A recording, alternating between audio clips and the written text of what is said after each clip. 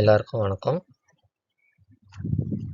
நம்ம last class என்ன பார்த்தோம்னா கன்ஸ்ட்ரக்ஷன் மெட்டீரியல் பார்த்தோம். கன்ஸ்ட்ரக்ஷன் மெட்டீரியலில் என்னென்ன டைப்ஸ் ஆஃப் கன்ஸ்ட்ரக்ஷன் மெட்டீரியல்ஸ்லாம் இருக்குது அதை பற்றிலாம் பார்த்தோம். இந்த கிளாஸில் நம்ம என்ன பார்க்க போகிறோம்னா ஒரு டைப்ஸும் பார்க்க போகிறோம். இந்த கிளாஸில் பார்க்க போகிறது வந்து பிரிக்ஸ். பிரிக்ஸ்னால் என்ன, பிரிக்ஸ் எப்படி இருக்கணும் அதெல்லாம் பார்க்கலாம். ஃபஸ்ட்டு வந்து இப்போ வந்து நம்ம என்ன பார்க்கணும்னா properties of bricks. Properties of பிரிக்ஸ்னால் என்ன, அதாவது ஒரு பிரிக் வந்து பிரிக்கோட தன்மை எப்படி இருக்கணும், எப்படி அந்த பிரிக்கை வந்து பார்த்தவங்கணும், எப்படி அந்த பிரிக் இருக்கணும் அப்படின்லாம் நம்ம சொல்கிறது தான். ஓகேங்களா. ஃபஸ்ட்டு அதில் என்ன பார்க்க போனால் சைஸ் அண்ட் ஷேப். பிரிக்கோட சைஸும் ஷேப் எப்படி இருக்கணும். A brick should be uniform in size. பிரிக்கு வந்து எப்படின்னா யூனிஃபார்ம் இன் சைஸாக இருக்கணும், ஒரே மாதிரி இருக்கணும். அதுக்கப்புறம் ரெக்டாங்குலர் பிளெயின் சர்ஃபேஸ், ஒரே மாதிரி யூனிஃபார்மாக இருக்கணும், எல்லா சைடும் ரெக்டாங்குலர் பிளெயின் சர்ஃபேஸ், பார்க்க அப்படியே ஒரு பாக்ஸ் மாதிரி அழகாக அப்படியே இருக்கணும். சரிங்களா. பிரிக்கோட சைஸ் எவ்வளோ இருக்கணும், பிரிக்கோட சைஸ் வந்து 190 mm into 90 mm into 90 mm, அதாவது லென்த்து பிரெத்து டெப்த்து. பிரிக்கோட பாருங்கள், லென்த்து பிரெத்து டெப்த்து பாருங்கள் எல்லாம், இதுதான் அதோட பிரிக்கோட சைஸ்.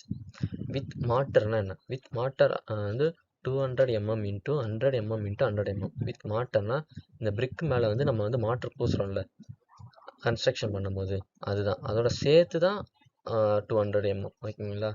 அப்புறம் டைல் பிரிக். டைல் பிரிக்கோட சைஸ் என்னென்னா 190 mm into 90 mm into 40 mm. Tile பிரிக்குனா இதுதான் டைல் பிரிக், இந்த இருக்குல்ல இதுதான் டைல் பிரிக். இது எப்படி இருக்குன்னா 190 இன்ட்டு 90 இன்ட்டு 40. 40ன்றது இந்த டெப்த்து. இதில் பாருங்கள் டெப்த்து வந்து 90 இருக்குது, இதில் 40 தான் இருக்குது. இந்த டைல் பிரிக் எங்கெங்கெல்லாம் யூஸ் பண்ணாங்கன்னு பார்த்தீங்கன்னா டிசைனிங் ஒர்க்கெலாம் யூஸ் பண்ணாங்க. வாலில் இல்லைன்னா நம்ம கிரவுண்டில் இந்த மாதிரிலாம் யூஸ் பண்ணுவாங்க. கிரவுண்ட்லனா நம்ம வீட்டில் வந்து நடப்போம்ல கார் பார்க்கிங் இடத்துல, அந்த மாதிரி இடத்துலலாம் இதெல்லாம் யூஸ் பண்ணுவாங்க. சரிங்களா. Next colour. பிரிக்கோட கலர் இருக்கணும். இந்த colour should be uniform and bright. ஒரே மாதிரி இருக்கணும், பிரைட்டாக இருக்கணும். அப்படியே பார்க்க uniform deep red or cherry colour. அப்படியே எப்படி இருக்குன்னா அப்படியே நல்லா ரெட் கலரில் செரி பழம் அந்த கலரில் இருக்கணும், ஒரே மாதிரி இருக்கும் கலரு, நல்லா பளிச்சுன்னு இருக்கணும் பிரிக்கு. இதுதான் கலர், பிரிக்கோட கலர். நெக்ஸ்ட்டு வந்து ஸ்ட்ரக்சர். பிரிக்கோட ஸ்ட்ரக்சர் எப்படின்னா a good brick should show fine compact and uniform structure. நல்லா காம்பேக்டாக யூனிஃபார்மாக ஒரே மாதிரி ஸ்ட்ரக்சராக இருக்கணும். சர்ஃபேஸ் ஷுட் நாட் டூ ஸ்மூத்தாக இருக்கக்கூடாது சைட்லலாம். ஏன்னா ஸ்மூத்தாக இருந்தால் அது வந்து மாற்று பூசும்போது அது வந்து கிரிப்பாக ஒட்டாது, அதுக்கு தான் டூ ஸ்மூத்தாக இருக்கக்கூடாது. ஓகேங்களா. அடுத்து soundness. A good brick should give a clear metallic ringing sound when struck with another brick. சவுண்ட்னஸ்னு என்ன, நம்ம 2 பிரிக் எடுத்துக்கணும். 2 பிரிக்கை எடுத்துகிட்டு இப்படி தட்டும் போது ஒரு மெட்டாலிக் சவுண்டு வரும். இந்த பாருங்கள் பிக்சரில் காமிக்கிறேன் பார்த்தீங்களா. 2 பிரிக்கை வச்சுருக்காங்க, 2 பிரிக்கை வந்து இப்படி தட்டும் போது அதில் வந்து டிங் ஒரு மெட்டாலிக் சவுண்ட் வரும். அப்படி வந்துச்சுன்னா அது ஒரு நல்ல பிரிக்குன்னு அர்த்தம். ஓகேங்களா. ஹார்ட்னஸ். ஹார்ட்னஸ்னா என்ன, a good brick should be so hard and sound not make any impression on it surface when scratched. அதாவது ஒரு பிரிக் எடுத்துக்கணும், அந்த பிரிக் எடுத்துகிட்டு நம்ம நகத்தாலேயோ இல்லை ஒரு வண்டி சாவியாலேயோ அப்படி தேய்க்கும் போது நம்மளோட தடம் விழுகக்கூடாது, எந்த இதுவும் கோடும் விழுகக்கூடாது. அப்படி விழாமல் இருந்துச்சுன்னா அது வந்து ஒரு நல்ல பிரிக்குன்னு அர்த்தம். ஓகேங்களா. இப்போ அந்த பிக்சரில் காமிக்கிறேன், அதை பாருங்கள் புரியும். இந்த இருக்கா, இதுதான் பிரிக்கு. இந்த பிரிக்கில் வந்து இப்போ வந்து அவர் வந்து ஒரு இதை வச்சு கிழிச்சு பார்க்குறாரு, கிழிச்சா அதில் வந்து கோடு விழுகுது, அந்த இது விழுகுது, தடம் விழுகுது. அப்படி விழுந்தா என்னன்னா இது வந்து நல்ல பிரிக் இல்லைன்னு அர்த்தம், இதில் விழக்கூடாது. ஓகேங்களா. இதுதான் பார்க்கணும். Next porosity or water absorption.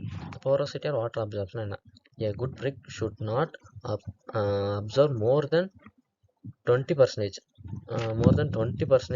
of its dry weight of water when kept impressed for 24 hours. அதாவது நார்மல் வெயிட்டோட 20% அதிகமாக இருக்கணும், அவ்வளோதான். அதுக்கு மேலே போகக்கூடாது.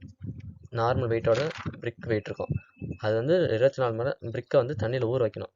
ஊற வச்சுட்டு அதுக்கப்புறம் திருப்பி வெயிட் பண்ணணும். வெயிட் பார்க்கணும், நார்மல் வெயிட்டோட 20% தான் அதிகமாக இருக்கணும், அதுக்கு மேலே போகக்கூடாது. ஓகேங்களா. இதுதான் water absorption test. Next strength.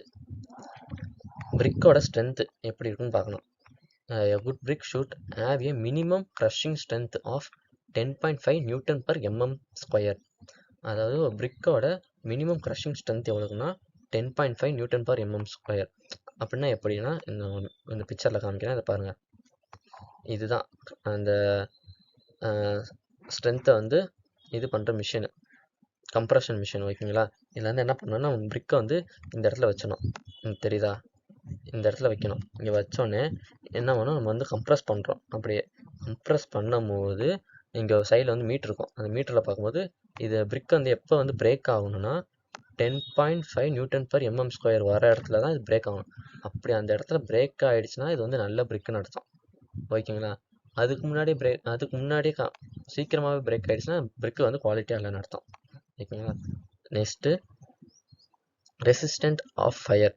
A good brick should have a adequate resistance to fire. அதாவது ஃபயர்லேருந்து தாங்குகிற இது இருக்கணும், கெப்பாசிட்டி இருக்கணும் அந்த பிரிக்குக்கு. Influence. A good brick should not contain much alkaline salt, which may causes influence on its surface and decay the brick. அதாவது பிரிக்கில் வந்து alkaline salt இருந்துச்சுன்னா என்ன ஆகுனா அப்படியே வெள்ளைத்தன்மையாக வந்துடும், வெள்ளை மாதிரி படிஞ்சிடும், அப்படியே வெள்ளை பெயிண்ட் அடித்த மாதிரி ஆயிடும். அது எதுனாலனா அந்த ஆல்கலைன் சால்ட் இருக்கனால. அது எப்படி அந்த பிரிக்கில் வரும்னா, அந்த பிரிக் ரெடி பண்ணுற இடத்துல வந்து அந்த தண்ணி யூஸ் பண்ணியிருப்பாங்களா, அந்த தண்ணியில் வந்து ஆல்கலைன் சால்ட் இருந்திருக்கும். ஸோ அது இருந்தனால அப்படி ஃப்யூச்சரில் அப்படி வர ஆரம்பிச்சிடும். அந்த பாருங்க பிக்சரில் காமிக்கிறேன், இந்த இருக்கா, இந்த பிரிக்கில் அப்படியே வெள்ளை வெள்ளையாக படிஞ்சிருக்கா, இதுதான் இன்ஃப்ளூரன்ஸ். இது வந்து எதுனாலனா ஆல்கலைன் சால்ட்னால வருது. அப்புறம் டியூரபிலிட்டி என்னென்னா, அந்த பிரிக் வந்து பிரிக் வந்து ரெயின், எல்லா இதுலேயும், மழை காலத்து, வெயில் காலம், எல்லா டெம்பரேச்சர்லையும் எல்லா இதுலேயும் தாங்குச்சுன்னா அது வந்து டியூரபிலிட்டி நல்லா இருக்குன்னு அர்த்தம். அதுதான் குட் பிரிக்குன்னு அர்த்தம், ஓகேங்களா. அதுக்கப்புறம் நெக்ஸ்ட் கிளாஸ் வந்து அடுத்த பிரிக் பற்றி என்னென்ன இருக்குது அப்படிலாம் ஒன்று ஒன்றா பார்த்துடுறோம். தேங்க்யூ.